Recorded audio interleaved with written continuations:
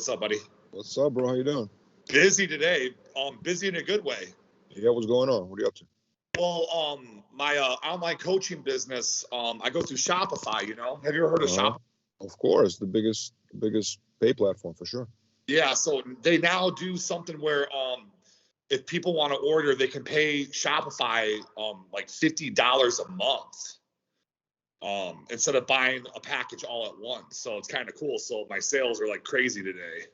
Oh, that's awesome. Congratulations, man. Yeah, thank you. Yeah, so if like, a college kid or, a single mom or just someone that's low on dough wants to order, they can just pay $50 a month now. It's kind of cool. So $50 a month and then they get what, unlimited? Like what do they get for that exactly? Well, I mean, they still got to pay for the coaching plan. But what I'm trying to say is instead of spending like $200, $300, $400, $700 all at once, they could just do a payment plan to Shopify where it's $50 a month till it's paid off. Oh, that's awesome, man. That's good. Yeah. Congrats, man. Yeah, that's kind of cool. I like that. So hopefully business will go up again. I'm still in California, man. We've been filming this Bradley Martin project. Oh, wow. It's been very interesting, man. It's obviously, I met a lot of different influencers out here, like fitness influencers, all types of influencers. It's like a different world, man. Yeah, any names I would know? I don't even know their names. I know Bradley, obviously, but it's like every day there's like a bunch of people out here, and it's like nonstop, just meeting new people. It's crazy, man. Hell yeah. Yeah. So what about you? I mean, you consider yourself an influencer, right? Absolutely. How does it feel to be an influencer? It feels good, influential. Man. Yeah, it feels good, motivating people, I feel like there's a lot of people out there that don't want to be Mr. Olympia or compete, but they just want to get massive, so I feel like I can appeal to them, Do you feel like sometimes people look at that term influencer in a negative connotation? No. You never felt that way? I was curious about that because sometimes people say, well, he's just an influencer. Like they just dismiss it, what I'm saying? I don't know. I mean, I hear that sometimes, especially in the fitness industry. Yeah, I mean, there's some pretty influencers for sure, but we all know that, but I mean, I wouldn't say it's like nothing negative, You consider yourself an influencer, right? That means you're an influential person. How does it feel to be influential? It feels pretty damn good, man, to motivate people, and that's something I never thought I'd be capable of doing, especially when I first got started, it's really cool that, you can motivate people and change their lives, Do you feel like to a certain degree, right, in a current state of fitness industry and the whole Instagram, do you feel like the industry is almost too saturated when it comes to influencers? Yeah, it's definitely, getting there. There's more and more and more coming out of the woodwork daily, Everyone's thirsty, man. A lot of people want it, I just go with the flow. If it happens, it happens. I'm not chasing it, I just, wanted to get massive. I did my thing, and a lot of people were like, whoa, and I want to follow this guy's journey, so I never really attempted to become one. It just kind of happened. Do you feel pressure competing with other influencers online? No, I'm not competing with anybody. I'm just doing me. Really? I haven't once thought about it even. No. Interesting, because to a certain degree, everybody's in competition when it comes to social media, no? Yeah, I am in competition with nobody, You're just you. I'm just me, bro. I'm just trying to get huge and, follow my journey. And if that's what you're into, and, I feel like my page is a really good follow. I do a lot of comedy stuff too. And, a lot of motivation stuff. So, my page is, I think it's a pretty good follow, Oh no, it's great. It's interesting when it comes to influencers. Like I was just, talking to people. Like it's all about the progress and the growth.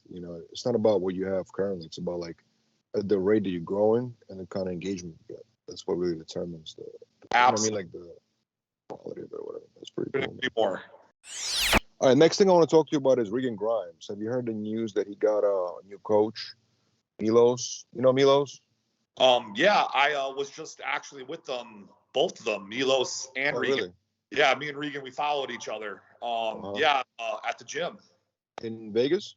Yeah. Oh, he was visiting, or he lives there, or what's? No, because he's now with Milos now. He switched coaches. Right. Here to work out with them for a couple weeks before his show. Oh, okay.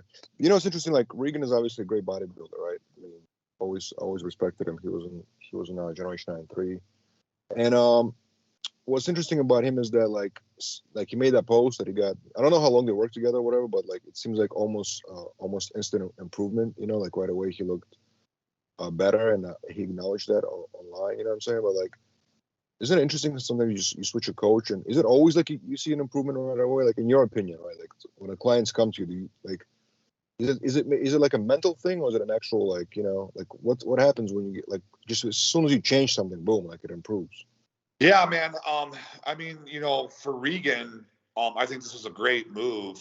And I think it will definitely help his career, because he has really good flow. He has good symmetry, Yeah. muscle bellies. He doesn't really have any weak body parts. Everything's pretty there. He just needs more size. So Milos is good for putting on size, from what I've heard, from other people. So, I think this is going to definitely, change things in the game for him. I just wonder, like, because I'm sure he worked with top coaches before. You know what I'm saying? Like, I'm sure he didn't just like out of nowhere just stumble upon a good coach. Like, he worked with top professionals. You know what I'm saying? So, like, I wonder what does one coach can do than the other coach can. I worked with the same guy for a while now. I don't remember his name, but he's in Canada. But yeah, I think he's just been with him for a while now. And I think, the last couple of years of not placing well at Olympia, he was just like, okay, it's time to change it up, kind of woke up. I think Regan is also one of those guys who could have just been an influencer as well. Like, he loves to compete. Like, he wants to Oh, compete absolutely. at it. Yeah. Yeah. He don't even need to compete.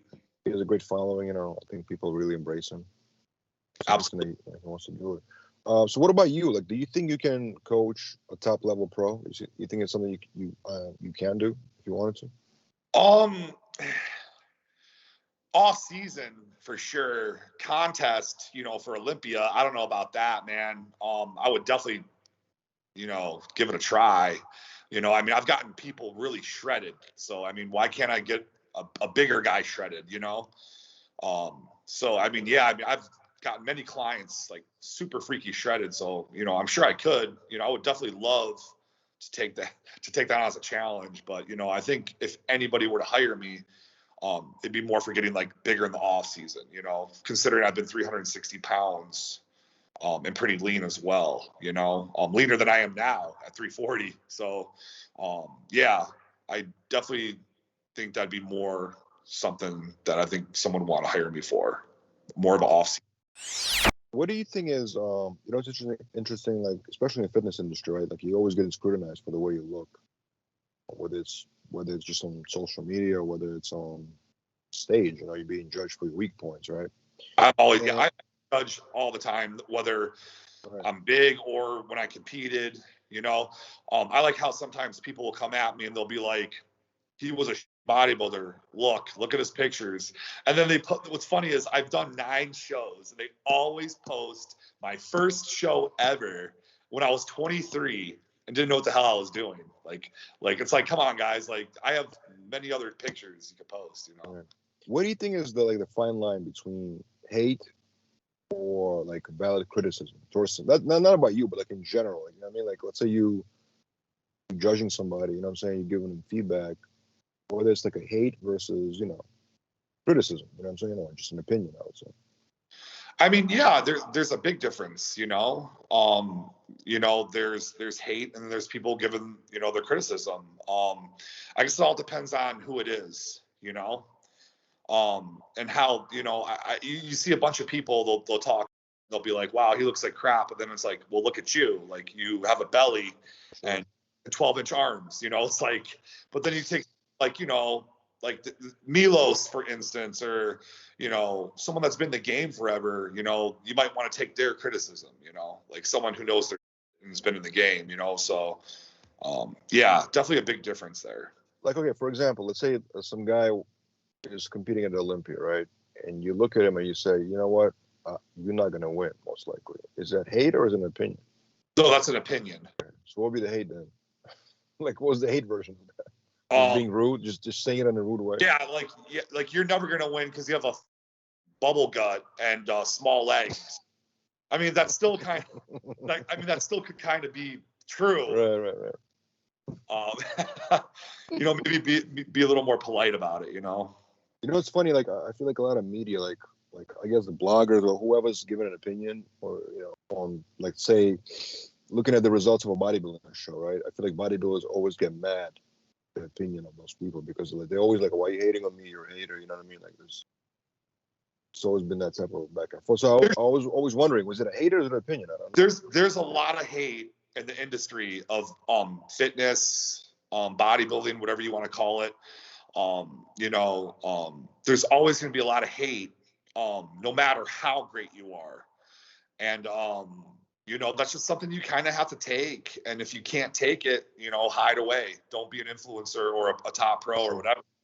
Because you're going to get it. I mean, even Nick Walker won 2 pro shows in a row, 5th at his first Olympia, which I think he had 4th. See, now people are gonna say you're hating on Hunter now. See what you just said? They're gonna say, "Oh, you're hating on Hunter Labrada because he was 4th." I'm just saying. But I'm not. I just think he had him. Right. But even he gets a lot of hate. And that's just funny to me. You know what I mean? Like I hear people hating on him too, and I'm just like, really? Like, come on, dude. Like, but then again, that's their opinion. I guess. Once again, like you were saying before, they're just telling their opinion. Everyone's got different opinions. I might look at someone like wow, to where somebody else might look like no, that's not wow, and vice versa. Everyone's got their own opinion. Everyone's got their own taste, and a certain look that they, look up to, So I want to talk to you about something actually very interesting. So New York Times reached out. They're doing a big story on bigorexia. And I just had a call with them today to talk about, the movie Bigorexia, obviously, that we did together. Yeah. And they're doing a story of like a kind of like, it's like, the whole concept of bigorexia and how it's affecting, especially the younger generation that are being influenced by Instagram and the fitness influencers like yourself, I guess, and others. They're chasing this perfect physique, and they're doing a big story on it. Actually, it's very interesting. It was pretty cool. Oh, that is cool.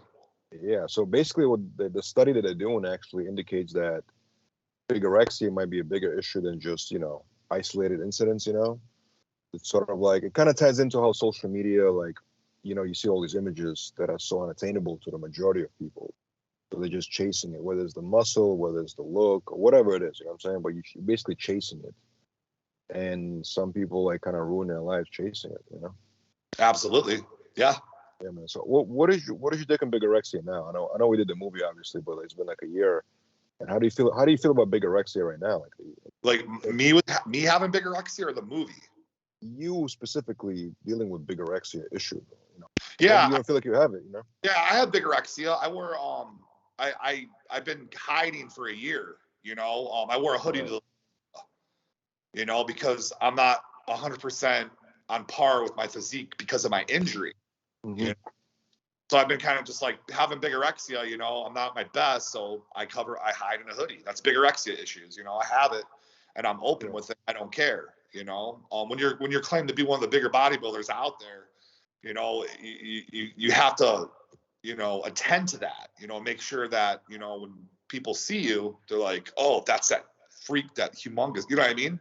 And if you're, you're downsized a little bit or going through an injury or taking a break, you might be judged, I told the guy today, like, the guy from New York Times, I told him, like, I feel like there's levels to bigorexia, right? There's all types of, even in the film, you see different characters and how it affects them differently. Like, I feel like in your case, you able to, even though you have bigorexia or whatever, right? But like, you able to, in some ways, not fall victim to it. You know what I mean? Like, you able to turn to positive. Like, you build a business out of that. You know what I mean? Like, absolutely. You know what I mean? Like, some people they ruin their whole life, like completely ruin it. Absolutely. So what would be your advice to somebody dealing with bigorexia like yourself, who just wants to be big as you and they're just chasing that size or the muscle or the look or whatever, Well, bigorexia, there's nothing you can do. If you have bigorexia, you just have to adapt it. And it's like getting a disease. You just have to accept it. You can fight it. But with bigorexia, it's just something I'm slowly, working with, I'm slowly getting better, like for instance, with the out angling, I was letting people at Olympia out angle me, Right. kind of at it, But a couple years ago I would never do that, So I don't know, man. It just takes baby steps if you're trying to get rid of it, But I mean, in my opinion, we all have bigorexia. All bodybuilders do. You know what I mean? Like, if you're chilling there and then another dude comes up and he's bigger and better, you're gonna be like, oh damn, like, wow, like, like you're gonna be like, this is fine, But we all kind of have it. That's what I'm trying to say, Yeah, that's what actually the doctors who I interviewed, they said the same thing. All bodybuilders have a level of bigorexia, body dysmorphia. Yeah. But yeah, man. All right, cool. Well, I got to get back on set, man. Hope you have a great day. Talk soon. You too, man. Sounds good. Take care, brother. Later, brother.